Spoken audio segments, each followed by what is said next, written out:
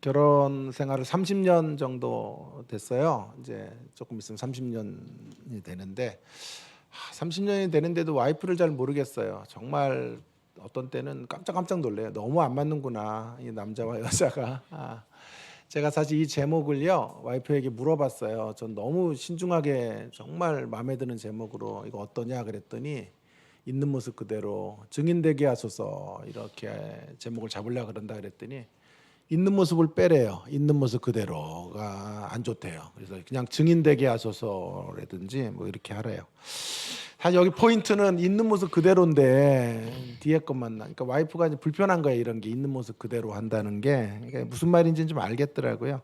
제 와이프는 진취적이고 뭔가를 좀 자꾸 만들고 새롭게 하고 이런 걸 원하는데 있는 모습 그대로 그러니까 뭐 답부 상태 그냥 초라한 모습 그대로 가겠다 이런 게 싫은 모양이야. 그래가지고 더 나은 모습으로 증인되게 하소서 이렇게 가든지 그냥 증인되게 하소서 가든지 하라고. 진짜 안 맞아요. 진짜 안 맞아요. 여러분 그러나 있는 모습 그대로가 못난 모습 그대로 증인되게 하소서 그런 뜻이 아니에요. 못난 모습 그대로 변명하면서 그냥 증인되고 싶습니다가 아니라 말 그대로 있는 모습 그대로라고 하는 거죠. 어떤 분들은 이 모양으로 이 몰골로 뭘 할 수 있나 무슨 증인이 되나 그렇게 말씀하실 수 있는데요. 지금부터라도 여러분의 서 있는 곳에서 부르신 곳에서 예배하는 일들을 하지 않으면요. 어떤 큰 날이 찾아오고 대단한 날이 찾아와서 주님을 예배할 수 있게 되는 것이 아니에요. 버나드 쇼라는 사람이 자기 묘비명에 이렇게 묘비명을 이렇게 적었다 그러는데요. 내 우물쭈물하다가 이렇게 될 줄 알았다. 이게 묘비명이에요. 내 우물쭈물하다가 이리 될 줄 알았다. 우리도 우물쭈물하다가요 주님 제대로 섬기지 못하고 한 번도 몸된 교회 헌신하지 못하고 하나님 나라를 위해 수고하지 않은 채 우물쭈물하다 내 이렇게 될 줄 알았다. 그런 묘비명이 우리 것이 될 수도 있다는 사실을 우리가 생각을 해야 돼요. 제가 섬기는 교회가 우리 교회뿐만 아니라 한 세 교회 정도를 돌아가면서 제가 설교를 하는데요. 한 교회에서 제가 새벽 기도를 인도해요. 그때 이제 로마서를 지난 해 말부터 시작을 했는데요. 네, 제가 사실은 모든 설교자들에게 로마서에 대한 로망이 있습니다. 로마서만 한번 제대로 한번 다루고 싶다. 로마서 한번 제대로 설교하고 주님 앞에 서고 싶다. 그런 생각을 늘 했는데 그런 생각 끝에 이제 로마서를 오래 해야 되겠다. 내 인생에 가장 탁월할 때 제가 제 인생에 진짜 전성기 때 로마서를 하고 싶다 그랬는데 하게 됐어요. 지금 전성기란 뜻이 아니고요. 잘났다는 뜻이 아니고요. 언제 전성기가 오냐고 언제 반듯한 모습이 오냐고 이러다가는 뭐 생애 끝나도 안 올 것 같아요. 그래서 지금 안 하면 못하겠다 이런 생각이 들었고요. 또 한 가지는요. 맨날 그렇게 기도했거든요. 제 생애 최고 정점에서 로마서를 하게 해주세요. 로마서 한 편 제대로 하고 주님께 쓰게 해주세요. 그러는데 로마서 딱 끝나고 또 저 데려가시면 어떻게 해요? 그러니까 기도를 좀 바꿨죠. 이제 하나님 로마서를 설교하고 풍성히 누리다가 로마서 설교한 후에도 한 7, 80년 누리다가 100살 넘어서 그 로마서의 복음을 살다가 가게 해주세요. 그렇게 바꿨어요. 성숙한 수준이 될 때 하기보다는 성숙한 수준이 되기 위해서 로마서를 해야 되겠다 이런 생각을 하고 시작을 했고 한 6번 정도 로마서 강의를 지금 진행 중에 있는데요. 저랑 똑같은 생각을 한 분이 계셨더라고요. 깜짝 놀랐어요. 분당의 유명한 목사님이신데 그 로마서 강의를 보았더니 그분도 개척하면서 자기 가장 큰 소원 중에 하나가 하나님 내 인생의 전성기에 로마서를 하겠습니다. 이렇게 그래서 로마서를 아껴두고 했는데 어느 날 새벽에 로마서 말씀이 너무 감동적으로 다가오더래요. 그러면서 주님이 이런 말씀을 주시더래요. 네 전성기에 로마서를 설교할 것이 아니라 네가 로마서를 설교하면 전성기가 온다. 여러분 이 말은 오늘 2024년 한 해를 이렇게 이제 출발한 우리들에게도 적용이 될 수 있을 것이라고 생각합니다. 우리 삶에 전성기를 주시면 하나님을 위해 일하겠습니다. 그때 지금은 아기 키워야 되고 지금은 뭐 가난하고 지금은 몸이 안 좋고 나중에 형편이 좋아지면 하나님 일 하겠습니다. 하나님을 위해 수고하겠습니다가 아니라 우리의 있는 모습 그대로 하나님을 위해 수고하면 우리 삶에 전성기가 오게 될 줄로 믿습니다.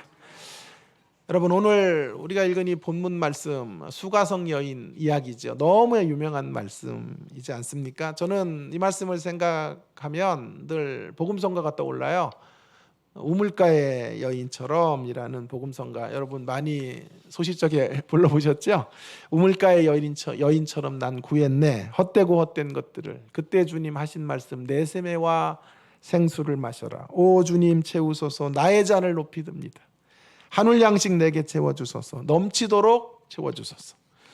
여러분, 오늘 읽은 이 본문 말씀은 그렇게 우물가에서 주님을 만난 이후에 생수를 경험한 한 여인이 변화된 모습으로 서 있는 광경을 소개해주는 짤막한 대목이에요. 어떻게 변화되었습니까? 마을에 들어가서 복음을 전하고 그 마을 전체를 주님 앞으로 인도하는 놀라운 증인의 사역을 감당하게 된 것이지요. 여러분, 여기 본문에 정말 놀라운 대목 두 가지가 있어요. 그 이야기를 좀 하면서 놀라움 1, 2를 좀 다루면서 1, 2를 다루면서 이제 제가 지금 상정해 놓은 주제, 있는 모습 그대로 증인되기에 대한 문제를 연결해 가도록 하겠습니다. 자, 먼저 첫 번째 놀라움, 본문의 이야기의 진짜 놀라움은 무엇일까요? 첫 번째 놀라움은 이건데요. 한 사람으로도 변화를 만드는 증인의 사역이 가능했다. 한 사람이 변하니까 마을이 전체가 뒤집어지고 동네가 다 부흥의 물결로 그렇게 강력한 은혜를 경험하게 되었다라고 하는 것이지요. 오늘 주님을 만나 목마름을 해결한 이 여인은 28절에 있는 것처럼 동네로 뛰어들어가요. 예수를 전합니다. 그 결과는 놀라운 것이었는데요. 30절에 가시면 사람들이 예수님에게로 나오게 된 거예요. 나중에 보면 뒷부분에 또 보면 알겠지만 예수님께로 와서 많은 사람들이 예수님을 믿고 회심자들이 생기게 된 것입니다. 중요한 이야기들이 여기 많은데요. 이런 변화의 역사는 사실은 이 여성이 내면으로 바뀌었기 때문에 내면의 변화의 모습의 외적인 표출로 변화의 물결들, 변화의 불길들이 번져가게 된 것이다라고 하는 것을 먼저 좀 기억해 볼 필요가 있어요. 이 여성은 여러분 아시는 것처럼 5번 결혼해서 실패했고요. 6번째 남편도 진짜 남편이 아니다고 할 정도로 참 기구한 운명을 살았던, 그래서 동네에서 차가운 시선으로 이렇게 그녀를 바라보았던, 그래서 소외되고 또 많은 이들에게 천시받고 부도덕한 그런 모습을 상징하는 여인이었지요. 그러다 보니까 사람들과 원활한 소통과 공동체 안에 그렇게 자리매김을 하지 못했을 것이 분명합니다. 그런 여성이 주님을 만나 주님을 소개하고 있는, 그리스도를 소개하는 이 모습, 내적으로 변했다라는 것을 증거하고 있는 것이 아니겠습니까? 여러분, 최건능 목사님 예수천당 불신지옥이라는 그런 구호를 가지고 한 시대를 풍미했던 한국교회의 정말 보배 같은 소중한 목사님이신데요. 그분의 일화가 많습니다. 하루는 평양의 백동거리를 지나가는데 예수천당 불신지옥을 외친 거예요. 일본군 연대장이 시장터를 말 타고 지나가다가 막 그 연대장을 향해서 또 막 소리치면서 예수천당 불신지옥을 외치자 말이 놀란 거예요. 말이 놀라서 뛰어가지고 떨어졌어요. 연대장이, 일본군이. 화가 나가지고 이제 그를 가두고 그 최건능 목사님은 일본군 주재소로 데려가서 군인에게 매를 가하도록 한 거예요. 그런데 매를 맞으면 맞을수록 예수천당 불신지옥을 외치는 거예요. 세게 매를 때리면 더 큰 소리로 예수천당 불신지옥을 막 크게 외치는 거죠. 그러자 일본 군인은 최건능 목사님을 이상한 눈으로 조롱하듯 쳐다보면서 질문해요. 당신은 건들기만 하면 예수천당 불신지옥이냐? 라고 묻습니다. 최건능 목사님이 답했습니다. 내 속에는 예수밖에 들어있는 것이 없기 때문에 건들기만 하면 예수님이 나오는 것이다 라고 대답을 했다고 해요. 그러자 일본 군인이 그를 그대로 풀어주었습니다. 여러분, 중요한 포인트는요, 최건능 목사님이 예수천당 불신지옥을 외친 것이 아니에요. 우리도 그거 외칠 수 있어요. 우리도 동일한 외침 할 수 있어요. 자, 그러나 그런 구호로 전도되고 변화되는 것이 만들어지진 않아요, 우리에게는 잘. 그러나 최 목사님을 통해서는 그런 일들이 그 외침, 그 간단한 외침, 예수 천당, 불신 지역 8글자의 외침을 가지고 시대의 많은 이들을 주님 앞으로 돌아오게 하는 생명의 역사가 펼쳐지도록 만들어 내신 거죠. 자, 무엇이 가능했던 그 길목에 무엇이 있었던 거예요? 밖으로 예수 전당 불신 지역을 외치는 게 그의 삶의 변화로 인하여 생겨진 것이기 때문에 힘이 있었던 것이에요. 오늘 수가성 여인의 외침도요, 예수님을 믿으라고 외쳤겠죠. 예수님 앞으로 나오라고 외쳤겠죠. 자, 그 예수님 앞으로 나오라고 했던 그 외침이 그녀의 변화의 결과였기 때문에 강력한 힘이 있었던 것이다 라고 하는 걸 먼저 좀 점검해 볼 필요가 있겠고요. 조금 더 들어가 보면요, 지금 이 여인이 목마름을 주님 만나서 해결받지요. 그런데 오늘 본문에 목마름을 해결받는 존재는 둘이에요. 여인만 주님 만나서 목마름의 자리에서 그 갈증을 해소시키는 것이 아니에요. 해결받는 것이 아니고요. 예수님도 목말라요. 예수님도 목마른 분으로 오셔서 목마름을 해소하세요. 자, 7절에 보시면 예수님이 목마르다고 하시고 물을 달라고 그 여인에게 다가오시죠. 기존의 해석은 예수님이 물을 모티브로, 그러니까 물을 매개로 해서 여인을 변화시키기 위해서 진짜 물, 진짜 생수를 주기 위해서 영원한 생명수 물이 주님이심을 알려주고 그 물을 마셔서 영원히 목마르지 않도록 그녀를 만들어주기 위하여 물을 매개로 지금 찾아오셨다라고 말하고 있죠. 물론 그런 해석이 충분히 가능합니다. 그러나 더 깊이 좀 이 본문을 묵상해 보면요, 예수님도 목마른 분이에요. 예수님도 목마른 분으로 지금 인생들을 찾아오고 계시다라는 쪽으로 읽어도 가능한 해석이라고 생각합니다. 여러분, 이 말에 절대로 오해를 하면은 안 되겠습니다. 우리가 아니면 예수님의 목마름을 해결해 드릴 수 없다, 뭐 그런 뜻으로 제가 이런 말씀을 드리는 것이 아니고요. 기독교 복음이라고 하는 게요, 기독교 신앙이라고 하는 게 늘 주님 혼자 일하시는 게 아니고요, 파트너를 불러서 하나님 일하신다라는 것을 제가 강조하려고 하는 것입니다. 하나님은, 우리 예수님이 원하시는 건 상호적 관계예요. 상호적 관계. 일방적으로 우리에게 쏟아부어 주시기만 하는 게 아니고 또 우리를 통해서 무언가를 주님은 공급받기를 원하시는 거예요. 그 관계 안에서 교제가 이루어지고 진정한 코이노니아가 완성되어지기를 기뻐하셔서 우리를 부르셨다라고 하는 것이죠. 자, 그러면 예수님의 목마름은 무엇일까요? 그리고 우리가 예수님의 목마름을 해결해 드리는 그런 얼음 냉수를 대접해 드리는 방법은 무엇일까? 그건 얼음 냉수가 아니에요. 미지근해요. 자, 그런데 시원한 물 한 잔을 대접해 드리는 길은 우리가 무엇을 할 때 예수님은 시원해지실 수 있을까 하는 거죠.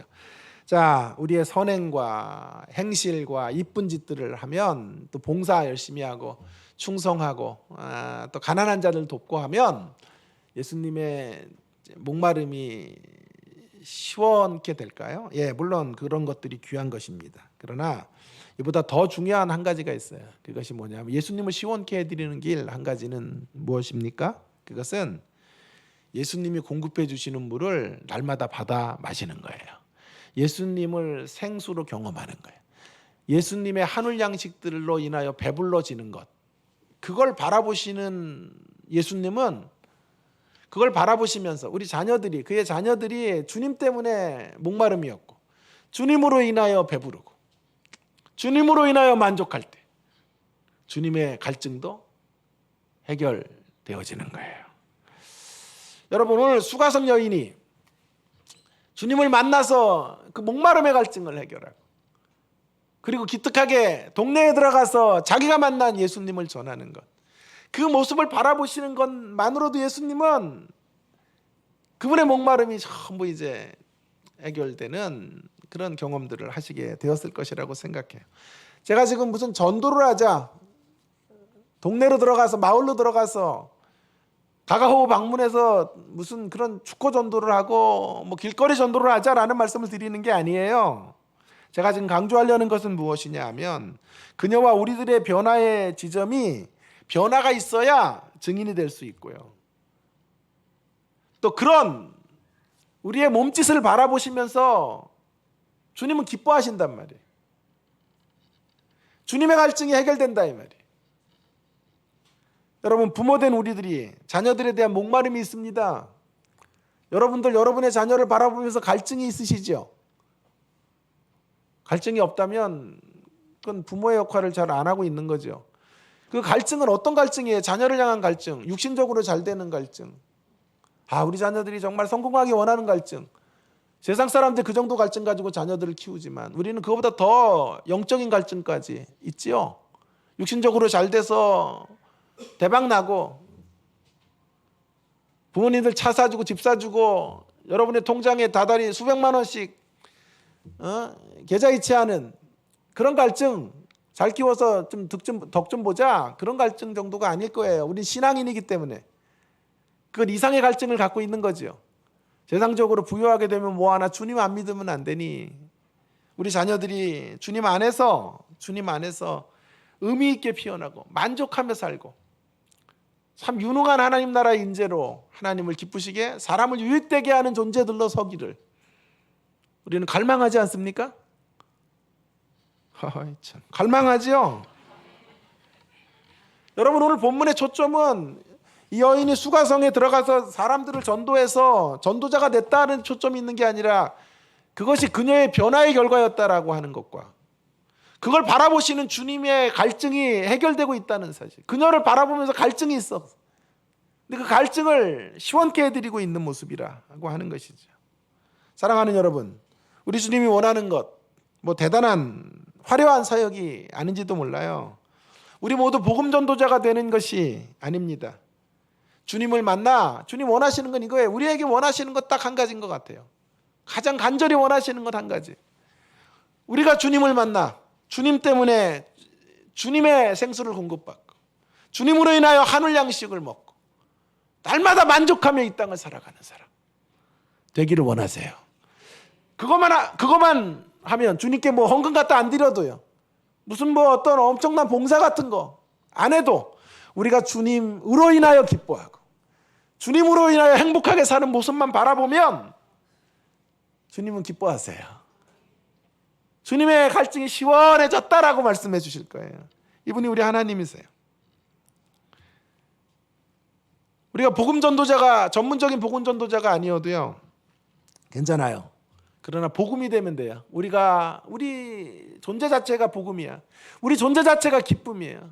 기쁜 소식을 갖고 있는 자로 서 있으면 되는 거예요.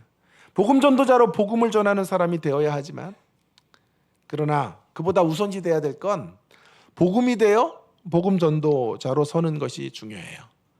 여러분, 전자는 복음 전도자로 복음을 전하는 사람은 전문적인 선교사, 목사, 교육자들이 될 거예요. 그러나 일반 평신도들은요 그렇게 할 수는 없잖아요. 그럴지라도 후자는 돼야 돼요. 후자는 뭐죠? 복음이 돼요. 유한겔리온 복음이 돼요. 복음을 전하는 사람이 되는 거예요. 그것이 여러분의 길이에요. 우리 모두가 또 가야 할 방향이라고 생각합니다. 자, 이제 조금 더 첫 번째 메시지 안을 조금 더 들어가 볼게요. 자, 제가 여기서 또 더 주목해야 될 대목은 이거예요. 한 사람이 변했죠. 그리고 한 사람의 변화로 마을 전체가 뒤집어졌죠.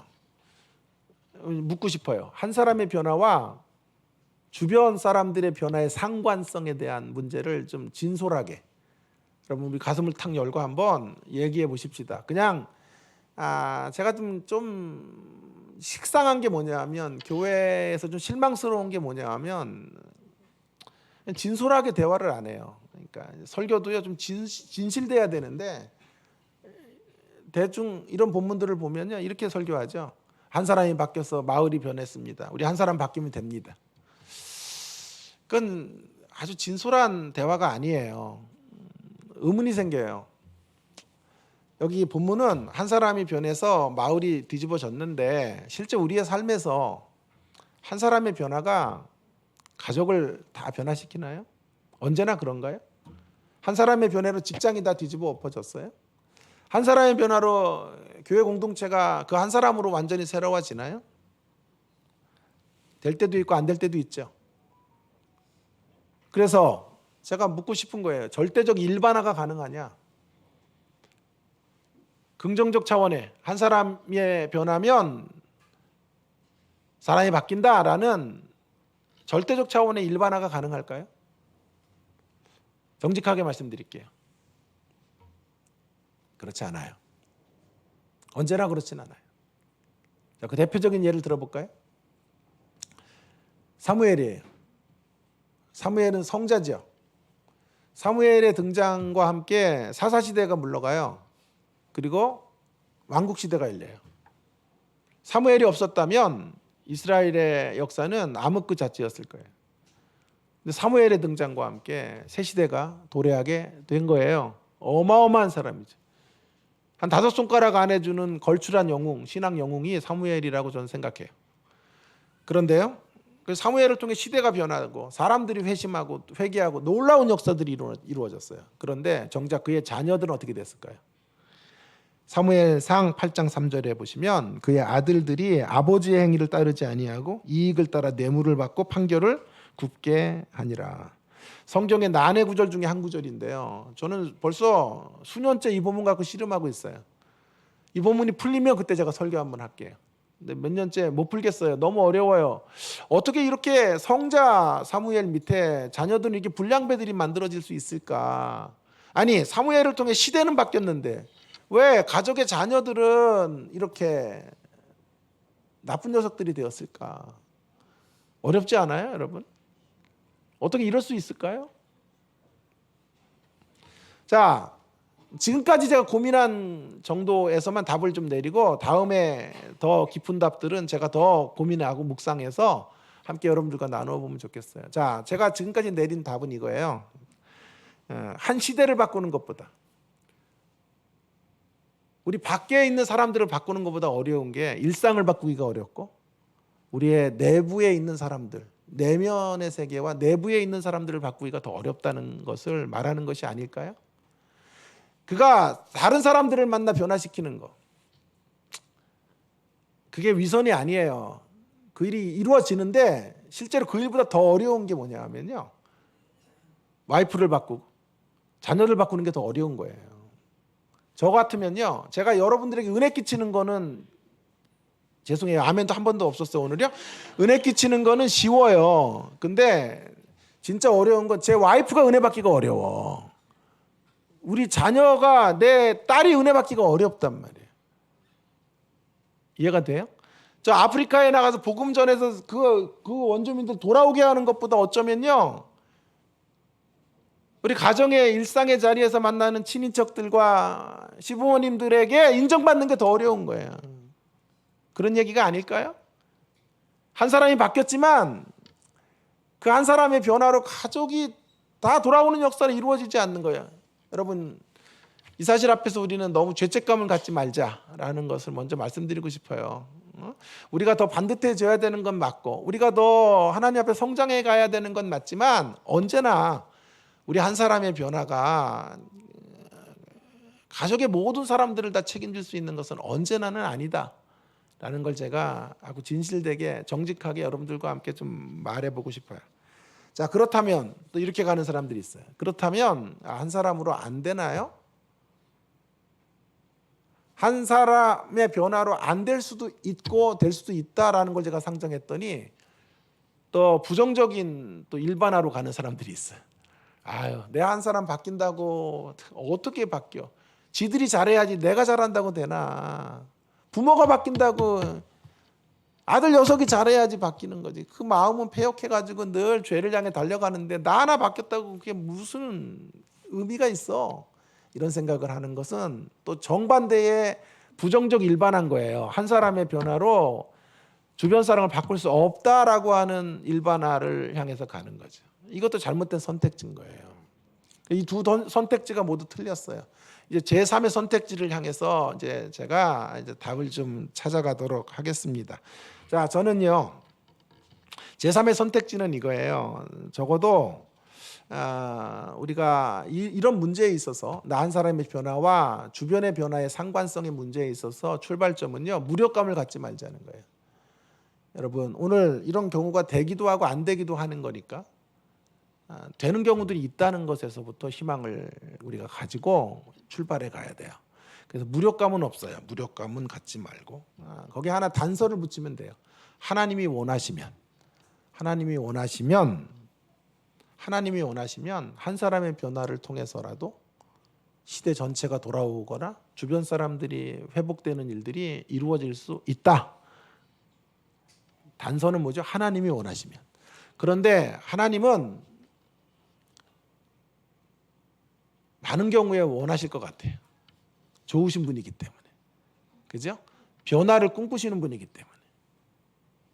더 많은 사람들을 회복시키기를 기뻐하시는 분이기 때문에. 하나님은 한 사람만 바뀌면 그 사람을 도구로 해서, 통로로 해서 시대를 바꾸기를 기뻐하시는 줄 믿습니다. 자, 그렇다면 이런 긍정적 일반화, 부정적 일반화가 아닌 제3의 답을 이런 식으로 이제 정리하면 좋을 것 같아요. 답은 이거예요. 한 사람만 잘한다고 되는 건 아니지만 한 사람으로라도 주변이 살아날 수 있다가 답이에요. 한 사람만 잘한다고 되는 거 아니에요. 사무엘 혼자 잘한다고 되는 거야. 자녀들이 잘해야죠. 사무엘이 하나님 앞에 신실한 것만 갖고 다 변하는 건 아니란 말이에요. 지들이 열심히 해. 부모의 좋은 점들 닮아가려고 몸부림쳤으면 제2의 사무엘, 제3의 사무엘이 만들어지는 건데 아버지 사는 그런 모습들을 시시하게 보고 말이에요. 그러니까 불량배들이 만들어지는 거니까요. 한 사람만 잘한다고 되는 건 아니에요. 그러나 역설적인 또 하나의 교훈이 있어요. 그러나 한 사람의 변화로라도 주변이 살아날 수 있는 것입니다. 팀 경기를 생각해 보세요. 팀이요, 걸출한 슈퍼스타 하나 있다고 되는 거 아니에요. 중요한 건 승리하는 원팀이 돼야 돼. 원팀. 팀이 전체적으로 하나가 돼야 돼. 하나가. 원팀이 가장 강력한 힘이에요. 슈퍼스타들 없어도 원팀으로 딱 똘똘똘 뭉쳐 있으면 우승까지 갈 수 있어요. 한 사람 잘한다고 되는 거 아니에요? 자, 그럼에도 불구하고 한 사람이 진짜 잘하면요, 팀을 패배해서 승리로 이끌어갈 수 있어요. 그래서 천문학적인 돈을 들여서 세계적인 선수를 사오는 거예요. 손흥민 하나 잘하니까 토트넘 팀이 1등을 한 적도 있어요. 아주 초창기였지만 조금 1등 하다가 지금은 또 꼬꾸라졌지만 한 사람이 손흥민 하나 잘하고 박지성 하나 잘하니까 이강인 하나 잘하니까 팀이 살아나는 거예요. 김민재 하나 잘하니까. 여성분들은 지금 난리 났네. 지금 하나도 몰라. 그제? 걔가 누구야? 자, 그래서 여러분, 이러한 차원에서 저는 한 사람의 변화로 충분히 주변이 바뀔 수 있다라고 최종적으로 말씀드리고 싶습니다. 한 사람으로 인한 변화, 그리고 다른 이들의 변화의 결과는 하나님의 몫이에요. 그건 주님께 맡기고 이제 우리는 팀을 위기에서 구할 한 사람이 되는 일에만 전력을 다하면 되겠습니다. 가족팀 구하는 일에, 친척팀 구하는 일에, 직장팀 구하는 일에, 교회팀 구하는 일에 한 사람이 되는 일만 신경 쓰시고 모든 결과는 하나님께 올려드리면 될 것입니다. 주님의 몫을 인정하면서 우리의 몫을 다하면 되는 것이지요. 이것이 첫 번째 놀라운 메시지예요. 한 사람을 통해서 마을이 변화될 수 있고 동네가 새로워질 수 있다. 얼마든지 가능하다. 자, 이제 오늘 주제와 관련된 두 번째 교훈, 두 번째 놀라움이 있어요. 본문에. 두 번째 놀라움은 무엇인고 하니요, 하나님께서 지금 자질로가 아니라 있는 모습 그대로의 자세로 일하신다, 사역하고 계시다라는 것이 두 번째 놀라움이에요. 자질이 아니라 자세로 일하신다라고 하는 것이 참 놀라운 대목인데요. 여러분, 오늘 수가성 여인이 동네로 들어가서 사람들에게 그리스도를 알려줘요. 이건 매우 긍정적으로 자꾸 우리는 생각을 하죠. 대단한 모습으로 이제 설교로만 풀어가요. 그 본문을 통해 제일 많이 들은 설교가 어떤 설교예요? 설교 제목 중에 제일 멋있는 제목이 이거죠. 물동이를 버려두고. 들어봤어요? 물동이를 버려두고. 얼마나 멋있어. 안에 의미가 다 들어가 있잖아요. 그래서 주님 만나고 물동이 뒤에다 버려두고 가는 거예요. 이제 복음 전도자로 간 거죠. 근데 만약에 그런 식의 설교라면 자칫 오해가 될 수 있어요. 어떤 오해가 될 수 있냐 하면 균형을 이룰 수 있다고요. 그러면 은혜 받으면 전부 일상이거든. 물동이는 일상을 버려두고 복음 전도자로 가는 거거든요. 그럼 다 신학교로 와야 돼. 다 신학교로 와야 돼. 은혜 받고 다 신학교로 몰려오는 거예요. 물론 그럼 저는 먹고 살기가 좋아요. 근데 하나님 나라 생태계는 어떻게 되냐고. 하나님 나라 생태계는 우리나라 유명한 이런 교회 있어요. 거기 TV도 있고 많은 엄청난 일을 하는 교회인데 몇 번 제가 강의를 갔는데요. 거기 막 명문대를 나온 젊은 청년들이 다 교회 안에 상주에 있는 거예요. 뭐 하나 싶어요. 직장으로 나가야 되는데 이 친구들이 그렇게 수재들 연구대를 나오고 뭐 이름 있는 대학들 유학파들도 그렇게 많은 아이들이 은혜를 받아가지고요. 은혜를 받고 이제 그걸 일상으로 돌아가야 되는 일상으로 안 가고 교회 안에 있는 거예요. 교회 안에 매일 행사가 있으니까 그 행사들 돌봐주고 행사들을 위해서 자기들이 헌신하는 것으로 시간을 다 소비하고 있는 거예요. 너무 속상하더라고. 그러다가 더 큰 은혜가 임하면 신학교로 오는 거예요. 그건 아니지 않아요, 여러분? 그럼 목사들은 어떻게 먹고 살아? 다 성도의 자리에 있어야 이게 목사를 할 수 있는 다 전교인의 목사와 간부화 되면 이거 한국교회는 어떻게 되는 거예요, 도대체? 이건 아니지 않아요, 여러분? 좀 그만 오세요, 신학교에. 좀 그만 좀 멈춰 서세요, 거기. 여러분. 그러므로 이 메시지의 초점은요. 오늘 이 수가성 여인의 이야기의 초점은 물동이를 버려두고 전문적인 선교지로 가자 이런 얘기 아니에요. 오해하지 말기 바랍니다. 이 본문이 진짜 강조하려는 메시지는 무엇인고 하니 본문의 진짜 강조점은 하나님이 한 사람을 쓰실 때 자질로 쓰시는 게 아니라 자질 혹은 자격으로 쓰는 게 아니라 자세로 쓰신다라고 하는 것을 말씀해주고 있는 거예요. 자, 그녀가 주님을 전한 일은 굉장히 잘한 일인데 그 전하는 과정에서 그녀가 가졌던 내적 상태가 어땠는지를 눈여겨볼 필요가 있어요. 그녀는 정말 이상적인 전도자의 모습으로 지금 나아가고 있는 것인가? 아니, 그렇지 않을 수 있단 말이에요. 그래서 지금 한국교회가 놓쳤던 구조는 29절이에요. 29절을 한번 눈여겨보시면서 좀 여러분들이 좀 창념해 볼 필요가 있겠는데 29절을 한번 같이 읽어볼까요? 시작. 내가 행한 모든 일을 내게 말한 사람을 와서 보라. 이는 그리스도가 아니냐. 여기 줄을 쳐야 될 구절은 아니냐 이렇게 말하고 있는 그리스도가 아니냐라고 말하고 있는 거예요. 자, 보세요. 지금 수가성 여인이 주님 만나고 동네로 들어가서 이렇게 말하지 않았어요. 내가 만난 분이 그리스도입니다. 예수 그리스도 앞으로 나오십시오. 이랬으면 그동안 한국교회가 본문을 통해서 강조했던 바가 맞아요. 한 여성이 바뀌고 시대가 변한 거예요. 그리고 이 여성은 대단한 여성이에요. 대단한 신앙 고백을 한 건데 잘 보세요. 보라, 이는 그리스도입니다가 아니라 그리스도가 아니냐라는 질문형이에요. 그리스도가 아니냐라는 질문은 헬라어 같은 거 제가 쓰는 거 되게 싫어하지만요. 좀 헬라어의 이야기를 해야 될 것 같아요. 헬라어는 메티라는 단어를 쓰고 있는데요. 이 동일한 단어가 요한복음 안에 또 한 번 쓰여져요. 요한복음 18장 35절에 가시면 요한복음 18장 35절에 가면 메티라는 표현이 또 한 번 나오는데요. 그때 이제 빌라도가 예수님을 신문하면서 이렇게 말해요. 내가 유대인이냐? 이렇게 물어요. 유대인 아니잖아요, 빌라도는. 로마인이잖아요. 그러니까 어떤 답을 예상하는 거예요? 아닙니다. 당신은 유대인이 아닙니다. 그럴 때 쓰는 단어가 메티라는 단어예요. 그러니까 부정적 답을 기대하고 던지는 질문이에요. 그렇다면 우리가 알고 있는 이 여성의 신앙 고백이 흠이 있는 거예요. 그리스도입니다가 아니라 그리스도가 아니냐라고 외치고 있는 거거든.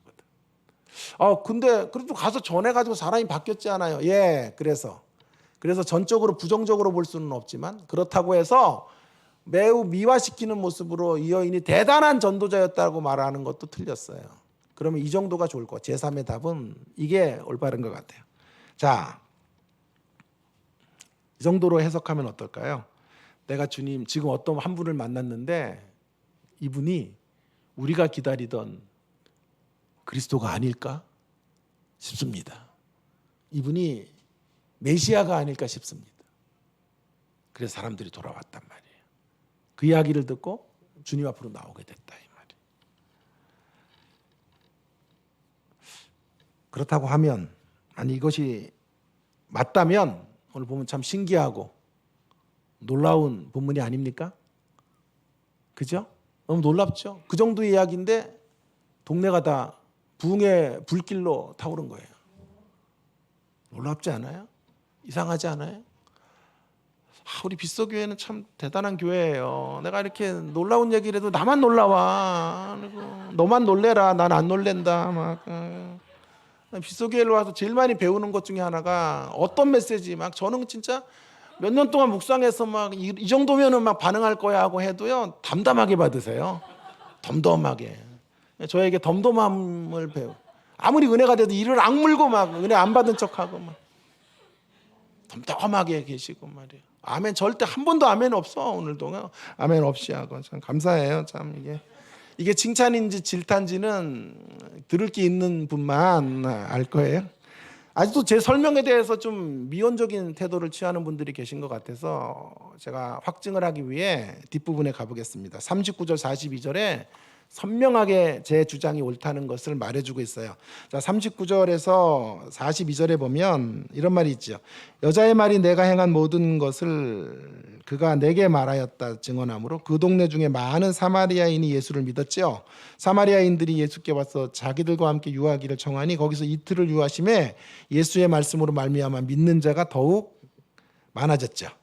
그 여자에게 이르되, 근데 그 다음 중요해요. 그 여자에게 이르되, 거기가 중요해. 우리가 믿은 것은 내 말로 인함이 아니요. 줄치세요. 네가 말 잘해서 믿은 거 아니야. 네 신앙 고백이 위대해서 우리가 지금 믿게 된 거 아니다. 분명히 해라. 그러면서 뭐라 그래요? 그것이 아니고 우리가 친히 듣고 그가 참으로 세상의 구주임을 알미라 하더라. 여러분 보세요. 그러니까 그동안 우리가 29절을 해석했던 것이 온전한 해석이 아니었죠. 이가 그리스도입니다라가 아니라 그리스도가 아니냐고 했다는 말은 부정이 내포되어져 있는 거예요. 아직 온전한 확신 가운데 거하지 않은 거예요. 그것을 더 분명하게 강조하기 위해서 지금 사마리아 사람들이 돌아오게 됐던 이유가 이 여인이 너무도 확신에 찬 그리스도를 전해줬기 때문이 아니라 이 여인의 대단한 믿음 때문이 아니라 이 사마리아 사람들이 주님을 직접 만났기 때문에 변화된 것이다 라고 말하고 있지 않습니까? 그래서 부흥의 불길이 이루어진 거예요. 뭘 말합니까? 그녀가 반듯한 모습의 증인이 아니었지만 놀라운 결과가 만들어졌다라는 거죠. 그녀의 인풋은 대단한 게 아니었다니까요. 확신에 찬 믿음이 아니었잖아요. 혹시 우리가 기다렸던 그리스도가 아닐까요? 정도였는데 아웃풋은 어마어마하죠. 너무 미미한 것 심었는데 결과는 뭐냐고요. 결과는 마을 전체가 주님께로 돌아오는 역사였다니까요. 너무도 놀라운 이야기가 아니에요. 그래서 그 아웃풋을 가지고 인풋을 미화시키면 안 돼요. 이게 우리의 성경 읽기의 고질적 병폐예요. 결과 아웃풋이 대단하기 때문에 거기에 쓰여졌던 사람이 대단하다라고 자꾸 생각하는 해석은 올바르지 않아요. 인풋은 너무 미미했고 너무 초라한 것이었어요. 그러나 아웃풋이 대단했단 말이에요. 그래서 본문이 강조하는 건 뭐죠?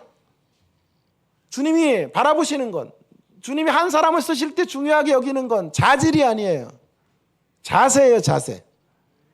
증인됨의 관건은 온전함이 아니라 진정성이에요. 온전성이 아니라 진정성. 이 여인은 수준이 높지가 않아요. 주님 만나고 높은 수준으로 신앙을 고백하는 거 아닌데 진정해요. 주님을 정말로 만나고 감동한 거예요. 그래서 그분을 전하고 싶어요. 반듯한 수준은 아니에요. 멋진 신앙 고백은 아직 없어요. 신앙의 질이 수준이 높은 것은 아니지만 진솔하다고요. 정직하다고요. 자기가 만난 그리스도를 자기가 아는 수준에서 전하고 싶어요. 여러분, 이것이 우리에게 주는 위로는 너무도 이제 분명해졌죠. 우리 자신 꾸미지 않아도 돼요. 대단한 모습으로, 반듯한 모습으로, 지금보다 환경이 월등하게 좋아져야 주님 앞에 나오겠습니다. 잘못된 생각이에요. 있는 모습 그대로, 서 있는 그 자리에서 나는 예배하네. 부르신 곳에서 나는 예배하네. 아직도 덤덤하잖아요. 자, 예배하네. 우리 딸이 속을 엄청나게 세게 썼죠. 그래서 외국에 대안학교를 보냈어요. 결단하고 보냈는데 몇 개월 있다가 돌아봤어요. 지난주에 갔어요. 2주 있다 갔는데요. 너무 많이 바뀐 거예요. 정말 우리가 매일 울고 기도했는데 하나님이 드라마틱하게 변화시켜 놓으셨더라고요. 몇 달 동안 외로움의 땅에서 아이가 많이 바뀌었어요. 너무 밝아졌고, 공항에서 나오자마자 저를 안아주는데 눈물이 터져가, 눈 작아진 거 봐요. 또 이렇게 눈물이 아빠 사랑해 그러는데 내가 진짜 막 이게 무슨 환상인가, 이게 최근 한 7, 8년 동안 처음 들었어요. 사랑해라는 표현을. 아침에 와서 톡을 했는데요. 거기서 이제 아빠한테 특별 선물하겠다고 그러면서 아빠 수고 많았어요 그러면서 스타벅스 커피 쿠폰을 보낸 거예요. 태어나 처음이에요.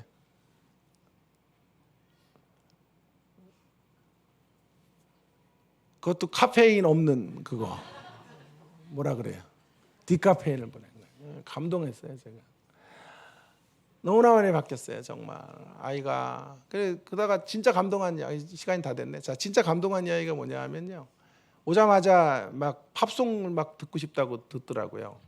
영어 노래 시부렁대면서 지가 발음이 얼마나 좋아졌는지를 막 이렇게 자랑하더라고. 그럼 영어로 토킹을 하면서 가재요. 그래가지고 막 영어로 몇 마디 했더니 발음이 왜 그따구냐고 나한테 아주 꼴값을 떨어요. 잠깐 뭐 지도 별거 아닌데. 자, 어쨌든 그랬는데 노래를 듣는데 그중에 한 곡 자기가 좋아하는 곡을 틀더라고요. 그 곡이 웨이메이커라는 영어 곡이에요. 우리나라로 번안이 됐거든요.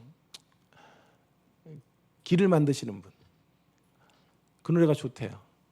거기 안에 I worship you 하면서 길이 없는 자리에 길을 만드시는 분, 하나님께서 우리의 인생의 길을 만드신 분, 이런 노래를 하는 찬양인데 그 찬양을 학교에서 배워서 너무 좋대요. 기독교 학교니까. 그 찬양을 계속 부르는 거예요. 근데 준아 엄마가 옆에 듣다가 준아야, 네가 이 노래를 좋아해? 너무 놀랍다. 엄마가 네가 2, 3년 그렇게 속삭일 때 매일 이 노래를 틀고 학교 갈 때마다 이 노래를 수십 번씩 듣고 학교에서 집에 올 때마다 수십 번씩 이 노래를 들으면서 하나님 아버지, 우리 딸의 마음의 문 조금만이라도 여유 공간이 있으면 하나님의 은혜의 빛을 비춰주셔서 길을 열어주세요 하나님. 이 찬양의 가사처럼 길을 만들어주세요 하나님. 길을 만드시는 하나님, 웨이메이커이신 우리 하나님. 그렇게 찬양을 했는데 네가 어떻게 이 노래를 좋아하니? 하나님은 살아계시다. 운전하면서 와이프가 울고, 저는 뒤에 사장석에서 또 앉아서 제가 울고. 전 집에서 운전 안 해요. 운전 안 하고 사장석에 앉아서. 어쨌든 이렇게 많이 바뀌었더라고요. 너무나 감사하게 변화되었어요.